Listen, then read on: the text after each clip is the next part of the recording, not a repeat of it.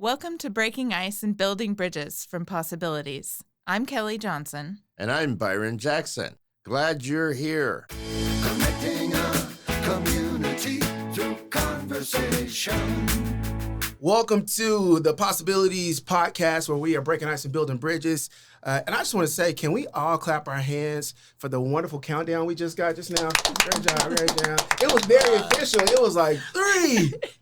I like it. It's like when you don't say the last ones. It was really Yeah, good. It's the very 2 professional. So today we're talking about communication and kind of what ties us together and what message we're trying to get out and where's the bridge that overlaps between all those messages. And I cannot start without having us at least introduce ourselves and tell the table and the people that are listening what our passions are. So my name is Derek Sire. I'm a long friend of the organization. I've gone through their PIP class. And I don't remember what class that was, like class 15 or something like that. So Were you we 15 as well? class, Yeah, absolutely. class 15. And I wear multiple hats here in the community in Oklahoma City. I love Oklahoma City. I'm a mentor, I'm a speaker, I'm a trainer, I'm an entrepreneur, work with Oklahoma City Police Department, professional development, author, speaker, all that cool stuff. And so my passions are kind of communicating relationship and connection at multiple different levels. I work with middle schools, I work with high school, college students, I work with professional adults, and it's all about how can we get our message out and use that as a way to connect and build relationships. I'm going to pass it to my left. All right. Appreciate you, Mr. Derek. My name is Adrian Anderson. I'm also a PIP alumni, 2015. I've currently helped Possibilities do some, I call a lot of people, maybe I call 2 people too much, come back and want to talk to them, leave some messages and having some fun doing that with our former PIP alumni and trying to get some information on a survey that we're conducting for outcomes for 2022 and beyond. I'm also a community advocate, mainly in the area of Spencer, Oklahoma, but Oklahoma City Public Schools as well.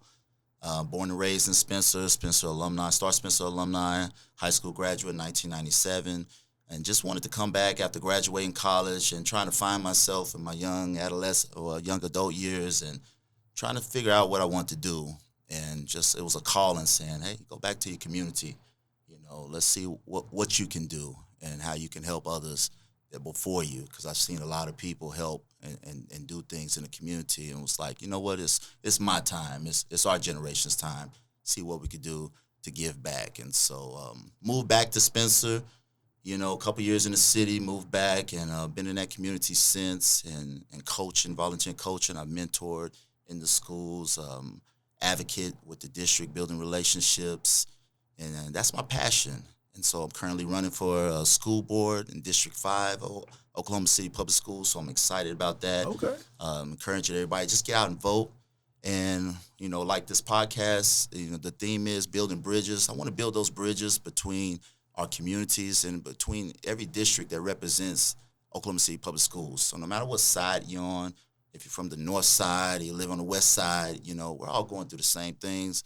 We want what's best for our children, no matter what school, no matter what background you come from. And so one of my goals is to build those bridges and have those conversations on how can we help you and how can we help each other. And so, Adrian Anderson, I'm glad to be here. Adrian, I got to say before we pass the mic, we got to get you a better title. Okay. Possibly. We got to work with Kelly and Byron. Okay. I'm thinking maybe community and alumni relations. They probably got a title for me, and I can't remember it.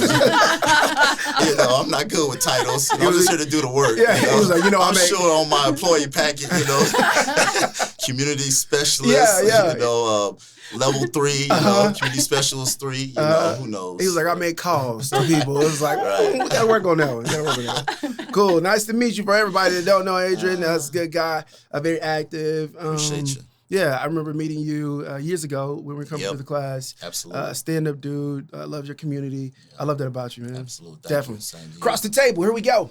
All right. Well, I'm next in this circle. So I'm Kathryn Kurt, and I was actually the co-chair of the recent fundraiser for Possibilities, which was a total blast. Really met a lot of interesting people through that and learned more about the mission of Possibilities, which is very much in line with my mission, I would say. I have been a teacher for a long time. I have had the joy, really, of teaching a wide range of ages in a wide range of places, actually. So I started off my career teaching as an assistant teacher at a private school in New York City, all boys. They wore suits and ties starting in first grade. And then that experience, really before that, I didn't want to be a teacher. I'd been a camp counselor. I loved teaching out in nature. I was a sailing instructor and I led trips out into the woods. And I felt like that was the right classroom for me. But I just felt like it would be too confining to be inside a classroom. And my mother kept telling me different because she was a high school English teacher. She thought it would be a good career. And in fact, she was right. And so after a long time, I decided to go ahead and get certified. And initially, I was certified for English, and I had experience with sixth grade when I was getting trained. But then my first real job was on the far north side in Tulsa as an art teacher. I was also kind of certified for art. So I was working in kind of the opposite place, I guess you might say, from my initial experience that made me fall in love with teaching. But I loved the kids. So I taught art for a while and then moved into high school teaching English and was in the public school system in Tulsa. But then here I became a mom, and just with time considerations, I ended up finding the perfect job for me. For 8 years, I was a teacher at Christ the King and teaching 3-year-olds. And so I was actually back to doing what I really, really loved, which was teaching a lot of art and music along with all the things. It was an extremely creative job. In the last 2 years, I have not been doing that, but I've been doing more music and art in different ways. And I would say my passion is that I remember thinking in my 20s, what do I really want? And I felt like I want radiant health. I didn't even know what that really meant. But now I would say I not only want radiant health for myself, but I want it for my community, for the entire world, and especially nature, because nature sustains all of us. And I feel like we're at a crisis point on so many fronts, but the thing we need to do is quickly flip to a new way of thinking and a way of understanding the world so that we can create more fascinating bridges between all of us, and especially all of us in the world that is sustaining us, which is nature, because we need to make big changes fast and on pretty much every level. But I think that those changes can kind of come quickly, I think, when you build that bridge. Absolutely. And I think that what I've seen with Possibilities is that they build those bridges and build them quickly. Mm-hmm. And that was the exciting thing to see in that 12-hour Zoomathon with all the conversations happening one after another. It was just incredible. So Wow. Amazing. Nice to meet you. Definitely. Nice to meet you too. Last but not least. My name is Billie Nicolotti. What I bring to the table, I wasn't quite sure why I was going to come to this. I came to help out Lauren. I'm friends with her sister in the community. I, as a person, am trying to figure out in the world sort of how I can best fit in and where I can give, both in myself personally, my family, and the greater community. So I realize now I came here to be inspired and to meet you all to see what those opportunities are and where they give. Because I have learned through my own health and other things, everything that you look at, whatever you see tends to be on the surface a symptom. And what are the actual struggles and problems that are happening in our communities locally and as a whole, and how, as one single human, can I help deal with those? And that feels very overwhelming at times. So it's fantastic to see people and what they're doing and how I can support that.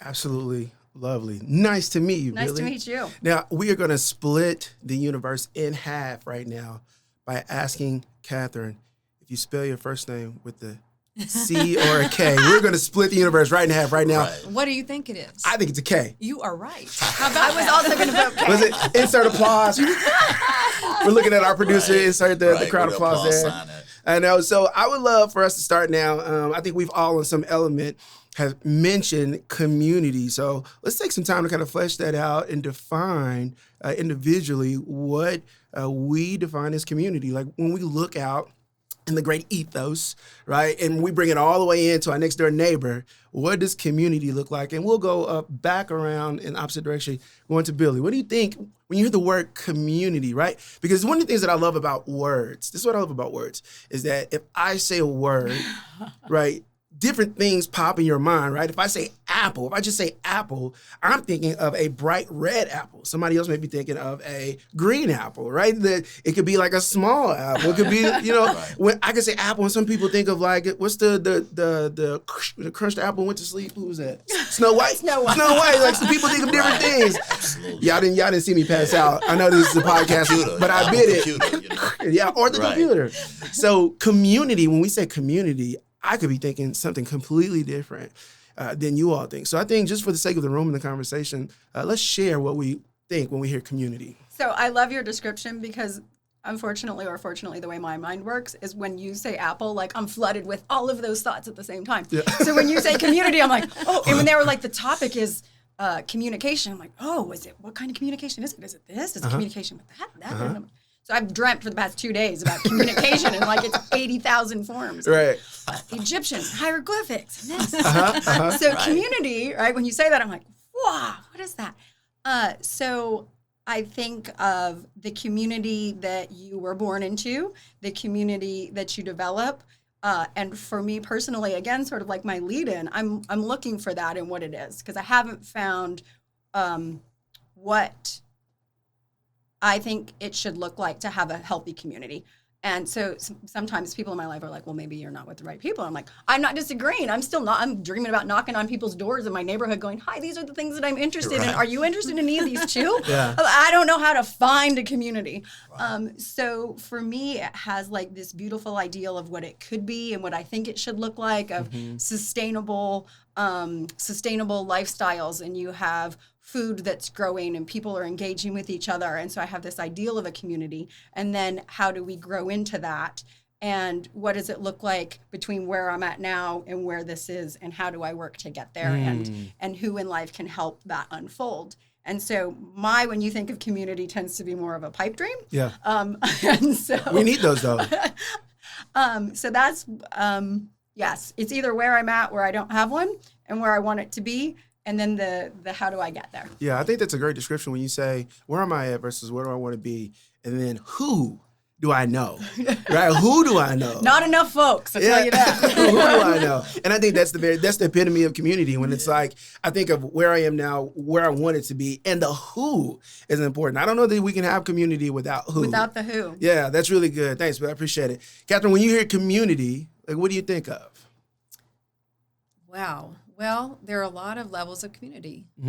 One that I find incredibly beautiful is the community that we formed in my preschool class. And my thought was, I wish everybody, all the adults, all the people of the world, not just Oklahoma City or America, but all the people could do this again. Kind of like that book, I Learned Everything I Need to Know in Kindergarten. And especially I loved this time when I was teaching music because I'm a songwriter. And so the songs that I have written, for this class specifically, on all the topics kids need to learn about apples or about letters or whatever, but mainly about peace and joy. And like within just a little bit, just within a quick song, you can suddenly have everybody's attention. You can suddenly create a sense of peace. You can suddenly switch to joy. You can suddenly get out of the circle and run around the room being an animal and then come on back. And with that, that space, it's like sacred space, basically, where you can create a thing. And I think I've had this incredible opportunity to help create that space. And I feel like, how can we make that happen for more people? Because I feel like not even every 3-year-old necessarily gets that opportunity. There need to be more 3-year-olds having that opportunity, but there also need to be a lot of the people who have lost hope having that opportunity as well. We need to be singing and dancing more. And so I feel like that my ultimate community would be one where there was this invitation to dance, to sing, to share, to cry, to feel all the feels, like feel angry and get it out and then move on to the peace and joy. I love that. I'm going to come back to something that you said. But Adrian, what do you think about community? When you hear the word community, what comes to mind? Well, it's twofold to me. One is when I hear community, I think about the community I grew up in, or the community, my neighborhood, and so I view that and say, okay, these are the people that I know. This is the people that I grew up with. When I was growing up, it was a village, of course, and looking at that and comparing that and saying, that's what I know. And then now I've expounded on that and looking at community. I hear community, this word being used with everybody. Everybody's mentioning, hey, we're in the community, so I'm thinking like, it can't just be territorial anymore. It's bigger than that. The community is everywhere. And so then defining that, simple definition is just that like-minded people or a collective group of people that have the same interests, have the same thoughts, maybe have the same concerns, same experiences. And in some form or fashion, we all, correlate, we're human, we're experiencing something of the same thing. If it's just a family structure or a lack of, or, success, or still, struggles, trials and tribulations, I think that fits in the community no matter where you're at. And so, I think we look at our community like, this is my community, this is where I'm from. And then it's like, well, there are all these communities that surround each other, and we're all together. We're all connected together. And so I'm looking at it just trying to define what my position is or how I can help us all. Like the podcast, suggests building that bridge and saying, even though we're here, even though I alluded to it in the introduction, that we're all in the same community overall. No matter how far, 30 miles, 2 minutes around a corner, we all have certain interests, certain concerns, certain experiences that we can all share and all work and work together and build from. Definitely. I like that. And that leads me back to Kathryn's statement of how can we provide a space where people can, in a moment, join in and a community can be created, right? Specifically, the example you gave was with the song, we can jump up, run around the room, be an animal, and then come back, right? Mm-hmm. And what I think about is my kids in kindergarten, pre-K, learning that same song and then bringing it home and inviting dad to be a part of that community. But the key point about when we are in these spaces where there's so much homogeny and then we jump out and then try to share that space with other people, not only do we have to extend the invitation, but they have to accept it, right? And so I can't think of how many times my kids are like, I'm a pony. And I'm like, yeah, you're a pony, right? Right? When I could have joined in and I could have been like, right. I'm a pony with my kids, right? And I think about this moment that would be so easy to overlook, this invitation to coexist and to be in the same space with someone and then go back. So my question is, when we think about community, we've had 3 different types of community defined here today. Is there a way for multiple communities to exist? I'll lead that prompt out with a quote. It says, unity isn't created in a space where everybody thinks alike. Unity is created in a space where people think differently and they can still inhabit the same space. Right. I got chill bumps. Like when I can, right? Unity isn't a room where everybody thinks alike. Unity is space where people think differently and they're still able to coexist, right? So I think my question, and I'll start with Kathryn this time, they've started out, how do we identify what our communities are and then extend the invitation for other people to become a part of it? How do we do that, right? How do you create with a room of 4-year-olds and 5-year-olds this sacred place that they anticipate joining every single day, right? Whether it's 25 or 30 students that are coming from their different homes and different sides. I mean, you went from New York to North Tulsa, right? The concept of humanity and care and love is the same, but the way it's displayed, right, is different. And so when I think about how do we come from our communities and we join in a common place, How do I then extend the invitation from my community to this space, and then the invitation from this space back to my community? How do we do that? How do we make that happen? How do we build that bridge? Well, I think one thing you're saying is that we all are different, and that is absolutely true. But I think the reality is, and what I've found in teaching people of very young ages, older ages, I guess I've taught babies through high school students at this point, and girls only, boys only, mixed age, or mixed age too, but mixed. Like co-ed? Well, yeah, co-ed stuff. I think the thing is, there's a lot of similarity. And I think that's what we need to remember. While we are all different, we are also similar. And I think really, you can look at anybody and say, oh, they look like they've got it all together. But we all know we all don't have it all together. Right. And I think that's the thing to remember. And that also, that's usually the starting point. The point where you break apart is the point where there's some space allowed for something new to come up. And I think that's happening constantly for us, because of different situations in all of our lives going on. We always are breaking down and then building up again. And so I would say giving people the opportunity not to say, here's what you need to know, but to give them the opportunity to create, whatever that is, like create language, create writing, create the dance, create a piece of art, and then go out in nature. And I think when you just give people that opportunity in that space, then there's space for the relationships to happen naturally. Yeah. And I think that's the thing I've really been impressed upon on me with 3-year-olds is to see how they quickly come together as friends. They have their arguments, they have their fights, but then they just move on.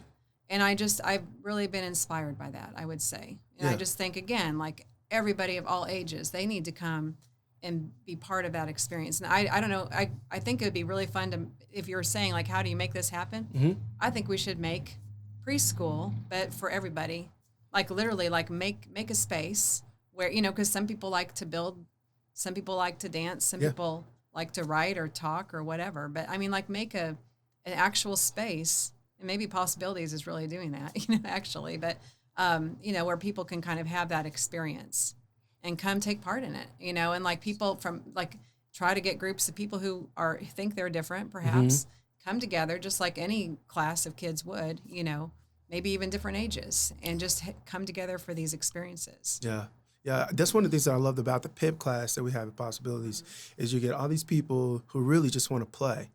Right? They want to play in their communities. When you think of like the sandbox, it's like, I don't care where you build, right? We're in the sandbox together. Like we both like sand, right? And so you get these people from all across the city, and they're coming to this same space, and they're sharing their ideas and the things they want to do and how they want to do it. And I get to contribute to Adrian's idea out in Spencer, and he gets to contribute to my idea out in East Oklahoma City, and I get to contribute to your idea. And then we all go away, right? And then we exist in our different spaces. But what happens that's unique that I love, that if I hear you saying correctly, is that when I go back, when we come to Possibilities, and then I go back to my own space, where the magic truly takes place is when I pull people from this space into my community. And so when you say allowing that space for people to just be, right, no matter what they want to be, like we lose the connection when we don't allow the space for people to be. Right? I've seen people not allowed to be themselves, and they are unable to build relationship or build connection in that space. They show up as they naturally are, and somebody's like, I don't know about that. You like to jump around like a pony. Like, we don't do ponies over here, right? I keep sticking with the pony thing, but I think it's really important that when building relationship and building bridges, we acknowledge where people are, and then we let them be, right? That's so important to just let them be. I like that. Thank you. I appreciate that. Hopefully I captured that. Yeah. Well, that's like kind of the Montessori concept of like work time. Those are the words that I know anyway. Just like this space where you can work, or just like recess, where everybody gets to do their thing. Yeah. And then of course there's times when the leader, the teacher, or in whatever situation, the mentor, has to kind of direct the situation. And that's like the music class, but where then there's some freedom within that too. Yeah, I like that. I think, if people get some freedom to then that sparks their own imagination, and then they can go. And then they can create all kinds of very interesting connections with each other. Ooh, I love and build this whole new relationship. Yeah. that person. Yeah, I'm going to come back to that as well. You keep saying some good stuff. I like that. So how do we extend the invitation? When we're talking about community still existing, how do we extend the invitation this way and then extend the invitation the other way and build those bridges? How do we do that? And I like to go back, one thing you said as far as in a space you all both alluded to as far as a space of where you could be you. That's one thing, and it's a safe space where that person can be them. And I shared a story, I started to share a story with you all about my first encounter with possibilities and seeing Byron Jackson dancing. Oh, Byron. You know, when I'm walking in, again, I got this thought of what the community's about, and I'm coming in and saying, hey, I'm serious, man, my community's struggling. And I walk in, and he has this bright red suit, I believe, and he's dancing. I'm like, I'm in the wrong place. Yeah. No way that these guys are serious about helping the community because of my thought process. And so I had to be open-minded. And so, yes, we have to create those opportunities. And then the people that are accepting that invitation, in a sense, need to walk in with an open mind. And not just their ideals. And bring that to the table. Don't get me wrong. You bring what you've because all of it's necessary for the recipe for success in helping our community. But we have to be open-minded to other ideas and other people, you know, other backgrounds, other thoughts, you know, other ways of doing things instead of just your way. Even if it's successful, we have to allow other people to be comfortable in sharing that experience. I think sometimes you know, going back to how that happens, we have to agree to disagree and still be able to work together. Because if we disagree, I disagree with you, and usually we're like, man, I'm done. I'm out of here, you know. He's not listening, or we just can't work together. But that's not true. Like you said, we're different. We're different, but we have a lot of similarities. And so we have to be willing to listen to those differences, try to get an idea of where that difference may be coming from. It's not that it's a wrong or right. It's just different. And so we can just define like, okay, I see where you're coming from. And if I can understand that, and even if you don't agree with it, even afterwards, if we put a place in a safe place where everybody comes in and agrees with that, I think that's ultimately where we can start moving the needle forward. And just being willing to work with each other regardless of how you feel about it. Because we get emotional about it because I think community means something personal to all of us in some form or fashion. So we can get personal. And then that can create emotions. And sometimes we need to be able to have that space constructively, respectfully, but be able to have those conversations to be able to not feel like, okay, if I get too excited or, you know, I tell it like I feel it, you know, they're going to reject it. You know, I won't be invited back to the room. And so, you know, what I feel like the way to get that done is definitely you got to be willing to listen. Ultimately, you got to be willing to listen. We all know so much sometimes, and we want to tell it like, this is how you should do it. You know what I'm saying? That's true. This is the way, you know, but it's like, no, sometimes other people, they have a good idea. Sometimes they're right. You know, we were talking about kids. Sometimes kids are right. Just because we're adults doesn't mean that the kids are not right. They're telling you how it is, but we don't want to listen because, hey, I've done this, I've been here, I'm this age, and I know all this. But if we're willing to listen sometimes, be willing to grow together. So yeah, I like that you said that we take community personal, right? Like my community, what I've identified as my community, like I'm protective of my community. Like don't come over here with no crap. You know what I'm saying? Like don't come over here with the BS. Like I get emotional about my community. And when you get two groups or 3 groups or 4 groups that are all just as passionate about their communities, I think that's where it requires the open mind. It requires the open mind. Sure. And I think that's a great transition to Billie, because Billie's like, I'm literally trying to find out. I want to knock on doors. Like, I'm literally searching, right?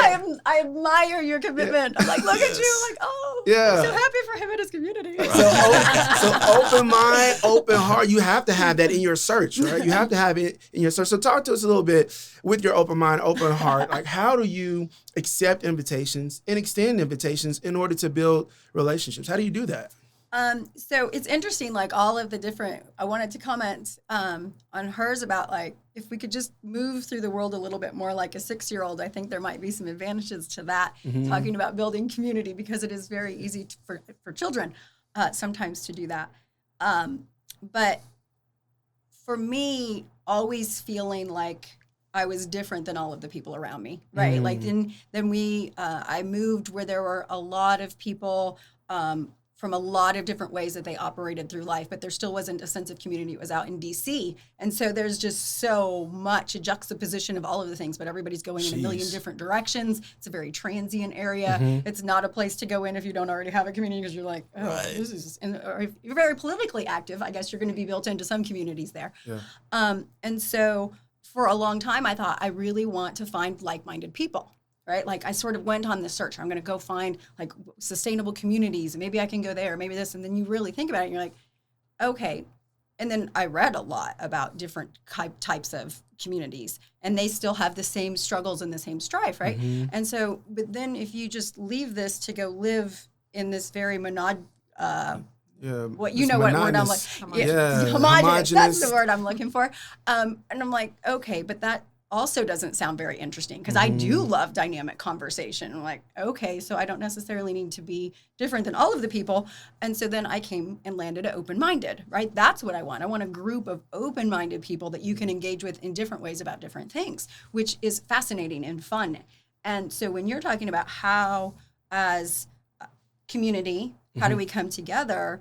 When I contemplated that, it is because a lot of communities don't always have all open-minded folks. True. And you have the ones that are interested in going out. And so when she's describing like her playground, right, where do we find the common ground of these different people that can come out and meet? And then that's what you do. So you find these different pockets of common ground and you draw the people out. And then I think it's kind of, we obviously with the pandemic, we're talking about the spread of things right now, but I think you also have the spread of positive things, right? So as you described, you come out and then you bring it back and you're the gateway to make all of that happen. And so if we can find more common ground things to help draw out more and different people in safe ways, because some are going to make the jump and be like, yeah, I'm going to go explore all of these different things. And other people are going to be like, well, I read this book. Well, I read this book too. So how do we have more of those little things? And then how do we have more that can go back into the maybe not as open-minded groups and communities? Because it's like, oh, well, this person that I trust and believe has come in and they brought me this new information. That's it. Right? And so the more people that can talk about that have a group, because your community loves and trusts you, right? And so when you come back with these ideas, they would never listen to me about them, right? Or they may not listen to him about them. More difficult. Right? Yeah, maybe more difficult. I know there's a lot of people in my community. Just like, I'll just talk about my community. I'll just say, the community that I don't have in my mind, I'm going to talk about. Right, but there is a struggle. But I know that because I talk about a lot of topics that my family may or may not agree with or see, but at least they've now met a person that's willing to talk about 1, 2, 3, 4, 5, 6, 7, 8 things, because I do alternative healthcare, I do alternative education, I do just list of things, and it's like, oh, this is what Billie does now. And so, but at least they've met someone that practices on Ayurveda, that does unschooling, that talks about different racial things and equities in our communities, and those, they don't know someone that participates in that. So I've decided that that's probably the greatest that I can do to take back, is to just talk more, which I don't need necessarily an invitation to do. To talk more. You know, I like this concept of going back, right? We're talking about extending the invitation, accepting invitations. I have the wonderful opportunity, the honor to serve as like a touch point. Whenever things happen in America that are racially driven, I just know within 24 hours, my phone is going to ring, right? I just have people that are like, let's call Derek. Let's call Derek.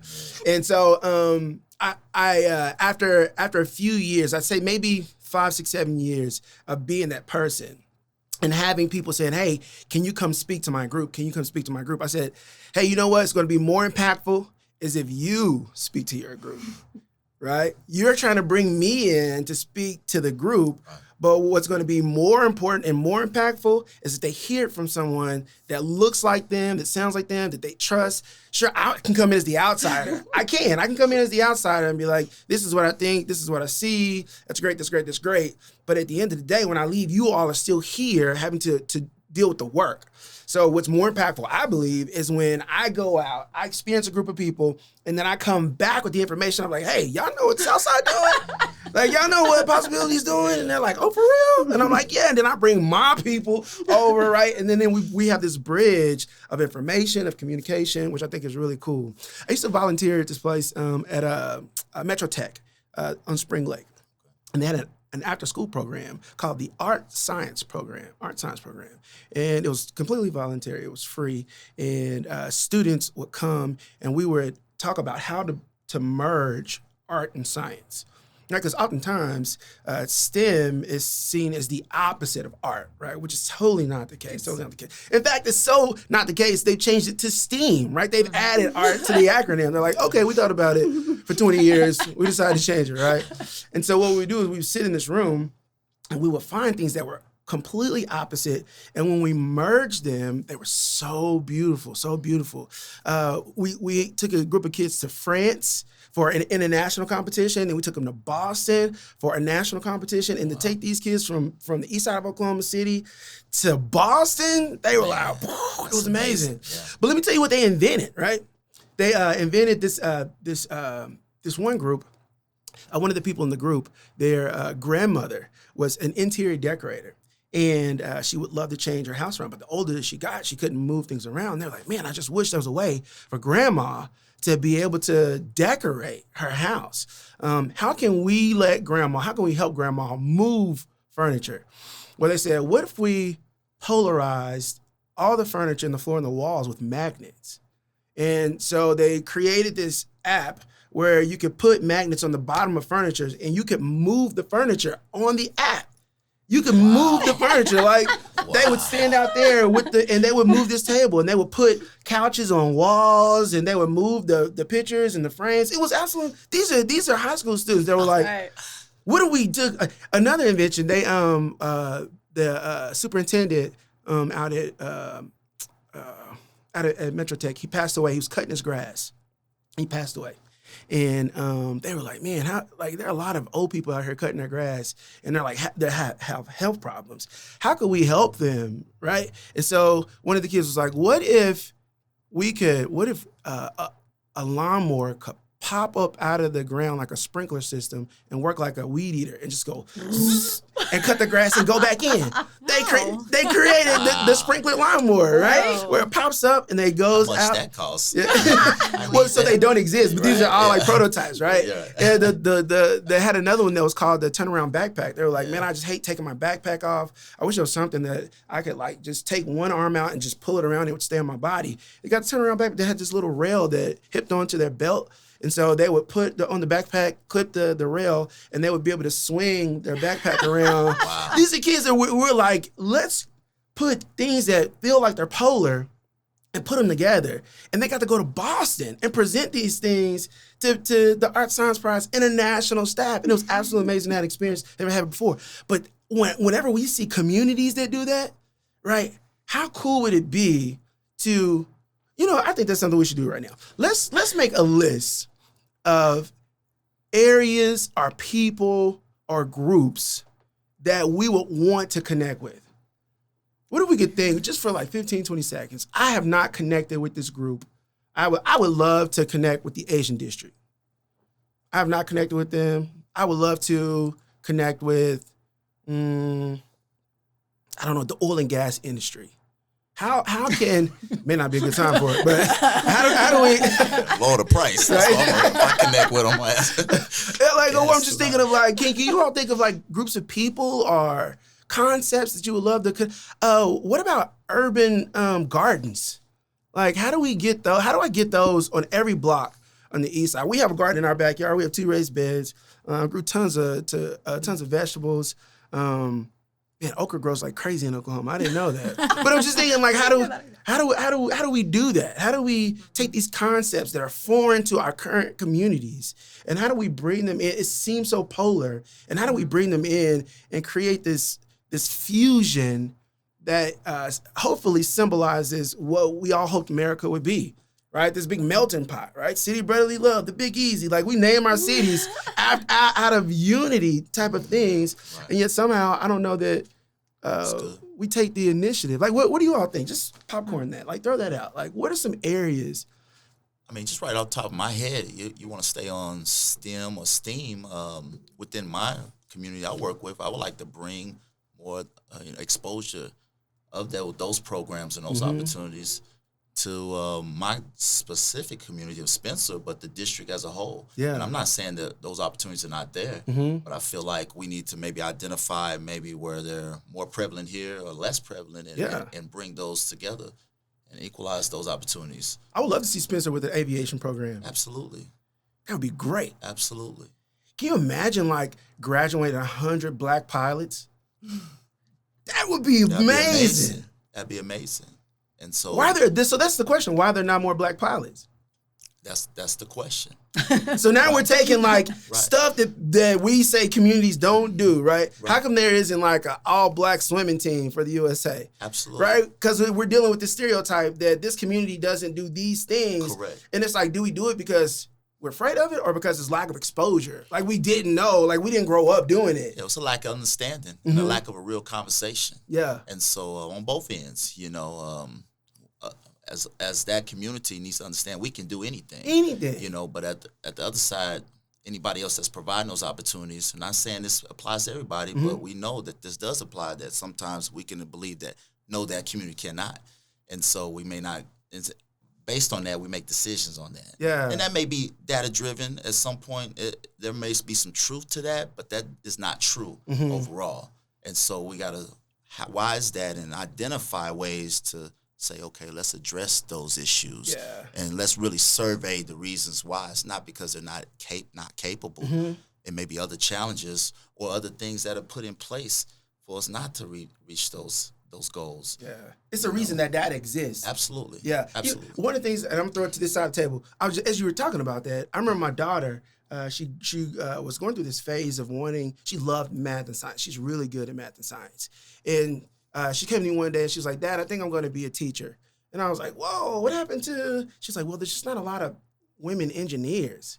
And I was like, "What are you doing? No, like, that's why you need to do it, right?" And she's like, "No, I just think I'm gonna be a teacher." And I was so heartbroken because a part of me wants to like kick down all the doors to let her know that she can do it, but trying to create a sustainable path where I won't always have to kick down doors for her to do it. Like it has to be her passion that leads her. So like when she said that, I'm thinking, Black woman engineer, like how many of those do you see walking around? Like those are like polar things. Like, okay, I'm talking too much. Go. What do we got? So I'm thinking, I want to listen to what he has to say, but I have to answer the question. Wait, but I really want to listen to what he has to say. So what are we thinking? Like, what are some areas that you want to get involved in? Like things that are absent in your community that you're like, why don't we do that? Or why don't we have that? You want to answer first? Well, sure. I would say the things that I feel people need to thrive, at least what I experience, there are many, many things, of course, but one is nature. And I feel like as people who live in a city, it's not always the first thing people think about. And I think that we could implement more classes out in nature. For instance, any school could potentially do this, any family. But I think it does take some thought about, getting outside. What can you do outside? And just opening that up to the many possibilities. And when I was a young kid, I spent a lot of time outside. Grew up in a small town and rode my bike a lot of places. And, not everybody feels safe in their neighborhood to do that. But to create places and times where being out in nature is the thing to be doing, I would say is one. And I would say another is just a lot of opportunities to do the arts. I think people are happier when they are creating, whether that's, creating music or a dance or artwork of any sort. And I've certainly found that to be true in my life. When I've got a creative project, it's just like my mind is just, kind of on fire with this thing. And I just get so happy and excited. And I think we need more of that. And I think that's, again, an easy bridge to make. Like if you're making something together or out in nature together, then, we don't need to be so much thinking like we're all in these separate communities. Because anyway, I think more opportunities for that. And I'm really excited to see what the parks are doing actually in our city, like Scissortail Park, Myriad Gardens, because they are providing those opportunities in abundance for all ages. And I'm just very excited about that because I think that's a way our city's really made a huge improvement. And I just think, more of that. And the zoo's doing amazing stuff too. So we do have, it is available, but I just think, for us to get out there and do more of that. Sure. Yeah, I love cities. I read some article about variables to successful cities, and I think it was like the ability to move around, like with sidewalks and public transportation, walkability. Right. That was one. With the list had indoor-outdoor space, right? And when I think of every great city that I've been to, the indoor-outdoor component has been integral to the thrivingness of the city. Like I think of going to Portland, right? Their indoor-outdoor space is amazing. When I think of New York City, right? Going to Upper Manhattan, you get to Central Park. I think of New Orleans, right? They spend tons of time outdoors. I think of, oh my gosh, Denver, Colorado, like their indoor-outdoor space is absolutely amazing.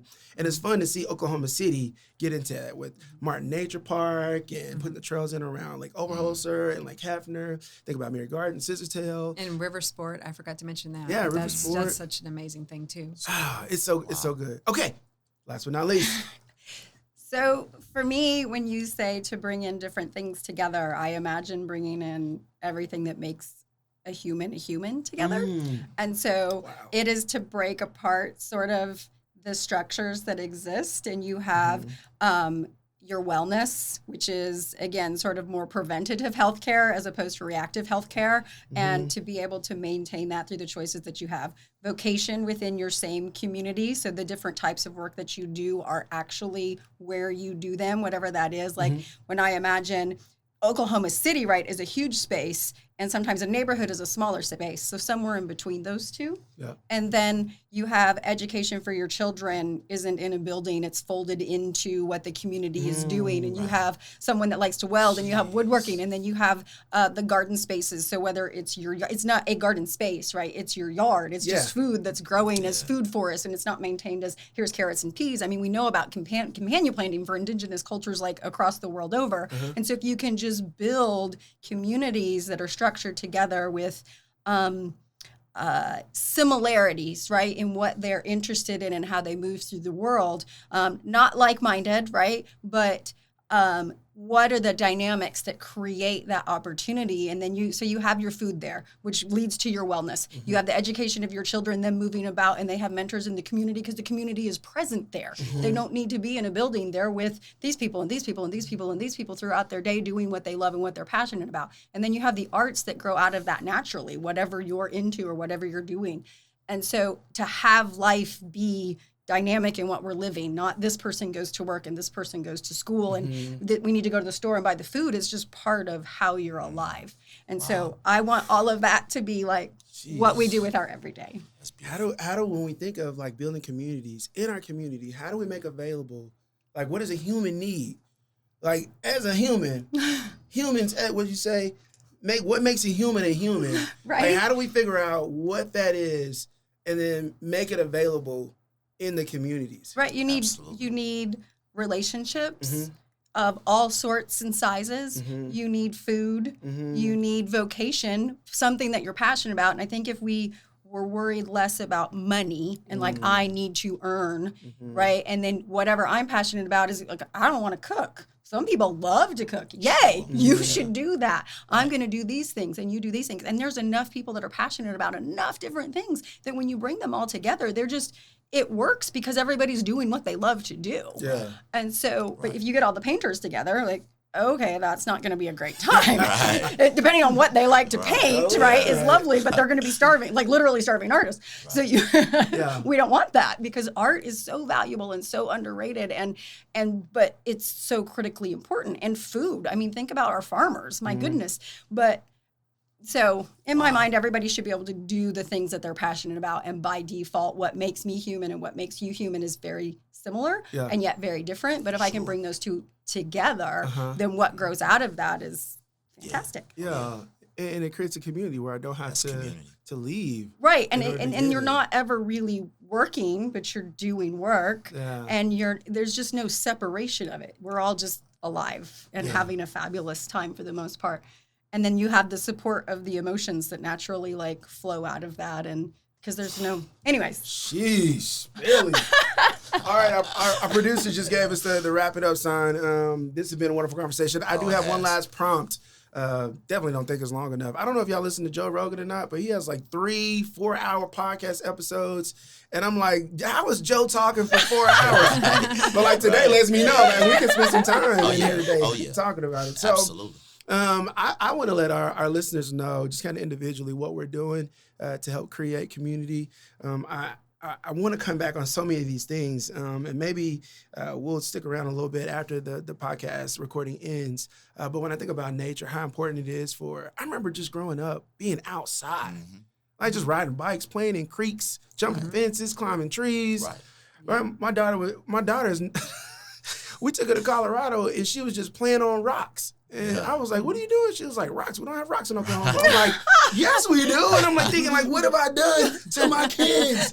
Right? Where like every place we go that simulates an outdoor space is inside, right? We go rock climbing inside. We ride bikes inside. It's crazy. So anyhow, that's just a whole different conversation. But my last prompt to you all is I want to know what we are currently doing to help build community in our areas, right? I know that we have lots of stuff that we do, lots of interest that we're just kind of interested in. But I want to let our listeners know. And one of the things that I love about sharing is that oftentimes when we share, we give other people the permission to share or the safety to share or the prompt to share. And so I just want us to brag on ourselves just for a little bit in all humility and let folks know that there is stuff being done, not only in Oklahoma City, not only in Oklahoma, but the country. Because sometimes I think a narrative is being pushed that's so negative that we need to like reinforce joy and goodness and that things are being done. So just kind of let our listeners know what's happening in Oklahoma City and how you're contributing to it. Adrian, I'll start this way. What are you doing? What you got going on? What I got going on? Outside of running for school board, trying to make sure I pay the mortgage and all, business, all that, right? Well, I'm a volunteer coach at the YMCA, helping, I feel like just trying to be a good example, trying to give good energy, positive energy for the kids, and try to set an example of, hey, your son, your daughter is not going to be Michael Jordan or Candace Parker at 8 or 9. It's supposed to be fun, right? And so I'm super competitive, but, I had to even tone it down and say, this is about developing kids through the game of basketball, and developing character, developing good decision-making, but overall having fun. And so when you have fun, you hopefully fall in love with it, or just enjoy the moments. You remember those things, and you could take the lessons. You're going to retain those lessons more than a negative experience, and then it's hard to undo that. And so being a volunteer coach, I'm a volunteer coach at Star Spencer High School with the varsity girls basketball team. Have our own nonprofit, small nonprofit. We try to do things, just trying to assess, survey the need in the community and try to meet it in certain ways. We try to advocate for education, the programs that maybe are going undervalued, underexposed, and trying to just bring more light to those programs, all the free programs that's in Oklahoma City or above. But most things that I'm part of is just serving. I have even companies serving others before ourselves. So you focus on helping others takes away from all the problems that I got, because if I'm focused on myself, I'm like, man, I'm stressed out, man. I got this, That's my problem. Right. I'm not there. So we serve somebody else, try to serve in our own interests. I think one of you all mentioned about focus on money, I think that stuff will come, I've always been provided for, I'm always thankful. The Lord has always brought me through. And so I enjoy life a little bit more if I'm serving somebody else or helping somebody else. And so wherever that is, I can't say no to a lot of things. I'm stretched thin. I'm doing so much in the community. And I won't say so much because I know it's a lot of other people that's really doing a lot. But the things that in my capacity, I feel like I'm doing multiple things, mainly through coaching or just mentoring, just helping, advocating, seeing what's going on. What can I do? What do you need? I give you $10, not 20, but I give you something. And so, there you go, just wherever the need is, with the possibilities or whatever organization I could serve, that's pretty much what I got going so far. Thanks, sir. Appreciate it. Kathryn. All right. Well, here are a few things I'm doing now. I was teaching, and that was so much fun. But the last couple of years, some things I've been doing are writing songs. And so I work with my church just as a volunteer right before the Sunday school time and lead some music. And sometimes I create a song for that, which has been exciting. And I'm hiring somebody to arrange them for choirs so that hopefully I will be able to get my songs out there in a bigger way at some future time. And also, I've just recently started a group of people who are interested in pollinator gardening. There are a few who have experience and a lot of us who want more information, but this has grown out of my interest with a school garden, which I've been volunteering with. This will be my 4th season. And so some close looking at what happens with pollinator gardens. And now I'm just excited to share that information because I think the more habitat we can create, the better, and the more people, because each one of those people will tell their friends, and it'll just keep growing, hopefully. And finally, I've got a new business, and I'm hoping to do some other things as well, but I'm currently working on cards, and my focus is taking photographs of all things in Oklahoma City. So some of them are pollinator pictures, and some are pictures of public art or buildings in Oklahoma. And then I'm also going to do another set with things that are like the symbols, like the rose rock and the red bud, things like that. But I feel like I'm from Illinois, and I know I didn't know much about Oklahoma, but I think sometimes people have kind of a negative vision of, and we're on some lists where you don't want to be on the top of the list, Right. And so I think, sometimes it's easy to focus on the negatives, but I want my cards to be very beautiful and help people kind of envision a new thing. And I actually brought little cards for all of you guys today. But anyway, just, in some cases creating a thing and then taking a photograph of it, well, that's in Oklahoma. Yeah. Like I have one picture of a snowflake that was hanging in my window, for instance. Wow. And then there's also a picture of a bee on a Gaillardia flower. Well, that's in the school garden we planted. So, I think that's the thing. Sometimes you need to create the beauty. But there's so much beauty here, and it's just all over the place. You just got to open our eyes. Yeah. So hopefully my cards will inspire people to do the same thing and just go around with thinking in their mind, like, what's beautiful around here. That's good. Thank you, Billie. Mine's 2-part. A lot of it is figuring out and identifying where I can show up more.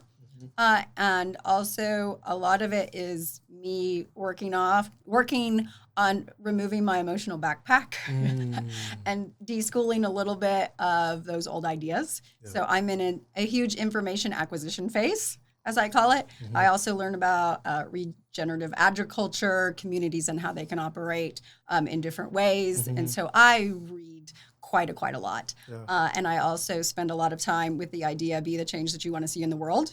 And so what exactly does that mean to me, and how can I represent that in all the different parts of my life? So I do, I spend a lot of time with my children. We have a very dynamic life environment. We attempt to engage in the ways that I described a little bit earlier.